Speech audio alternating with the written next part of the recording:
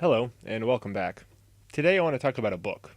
A Manual for Creating Atheists, written by Peter Boghossian, was published in 2013. If you find that title off-putting, you should stop for a second before you judge a book by its cover. In fact, the book has very little to do with atheism at all. However, the author believes that by questioning one's own beliefs, a person will come to the conclusion that there is insufficient evidence to warrant belief in God. Whether or not you share that belief is beside the point. The point of the book is to get people talking with one another and questioning ideas. This is accomplished by what Boghossian calls Street Epistemology, which is essentially just talking to people about what they believe and trying to get them to question why they believe it. But this is no easy task. After all, you can't just question someone's beliefs and leave it at that. You have to actually get them to question their beliefs as well. To accomplish this, the author has used a handful of techniques developed to help communicate with people, namely the Socratic Method. The Socratic Method focuses on asking questions rather than on giving people answers. This means focusing on reasons rather than on facts. Oftentimes, when two people disagree, they end up debating what they believe is the evidence. And this may work sometimes, but often both people come into the conversation having heard the other person's side many times before. So repeating the same facts may not be very convincing. If, however, you can get a person to question why they believe something to begin with, they may be more willing to overcome their cognitive dissonance, whereas stating facts might just turn into a shouting match with both sides feeling that they made good points and both sides being entirely convinced by the other. The Socratic Method is the framework for street epistemology, but there's more to it than just that. The book explains a number of ways to help refine the reader's technique. This is done by employing research from several other fields, such as psychology and criminology.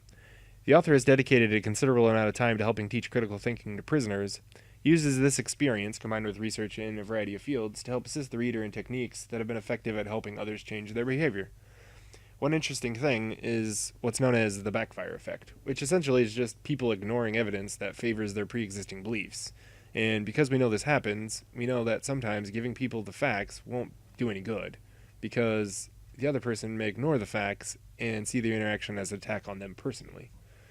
The book offers techniques that are meant to overcome obstacles like this. Of course, this isn't perfect. Not everyone can be helped, and not everyone is willing to change their mind. What I find most interesting is how versatile this method is. Essentially, it can be adapted to question any belief. As I previously stated, the book has very little to do with atheism, and while the method works nicely for discussing theological beliefs, it can just as easily be used for all sorts of pseudoscientific beliefs as well, and even scientific ones for that matter. After all, if I can't explain why science is so reliable, then what reason do I have to trust its conclusions anyway? In the end, not everyone will change their mind, and that's okay. In fact, very few, if any at all, will do so on the spot.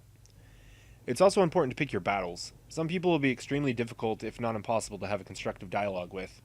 But if changing their mind isn't the goal, then a conversation with someone unlikely to revise their beliefs can be useful if it helps foster an environment where people challenge beliefs and ask questions, rather than one where people are afraid to discuss uncomfortable topics and need to be coddled from the harshness of reality. However, sometimes just getting a person to ask the right questions is enough to erode even the strongest of beliefs given enough time. So often the best thing you can do is end the conversation and let the other person think it all over, and if possible, continue the discussion later. But ultimately, the strength of the method is only as good as the person using it. Street epistemology can be a useful tool, but the skills have to be honed through practice. The book has very little answers, and acknowledges that there isn't one surefire technique. The techniques have to be shaped for the user and their situation. The better you are at adapting to new situations and topics, the more useful the technique will become.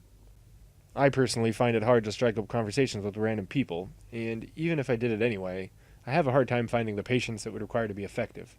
So for me, this approach is more of a goal I strive to attain rather than something I regularly use in practice.